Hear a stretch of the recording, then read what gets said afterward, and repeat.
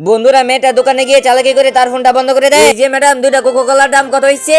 এই তোমাদের দাম 400 টাকা আসছে। আরে বান্ধবী, তোর বিলটা দেওয়া লাগবে না, বিলটা আমি দিচ্ছি। এই যে ম্যাডাম, আপনাদের স্ক্রিনটা কোন দিকে, স্ক্রিন করে দিব। আরে যা বান্ধবী, আমার ফোনটা তো বন্ধ হয়ে গেল। আরে যা বান্ধবী, আমি এখন কি করবো, আমার কাছে তো ক্যাশ নেই। এই হ্যাঁ না, সমস্যা নাই, বিলটা আমি দিয়ে দিচ্ছি। এই বান্ধবী, বিলটা দিস না, খারাপ কিছু সাথে নিব। এই ম্যাডাম, আমাকে একটা চুল্লুর বোতল আর একটা দুধের বোতল দেন। ঠিক আছে ম্যাডাম, দিচ্ছি আপনার সদাই। এই নিন ম্যাডাম, আপনার দুধের বোতল আর চুল্লুর বোতল। এই ম্যাডাম, দাম কত হইছে? এই তোমাদের সব মিলে 5050 টাকা আসছে। এই ম্যাডাম, এত টাকা আসছে কেন?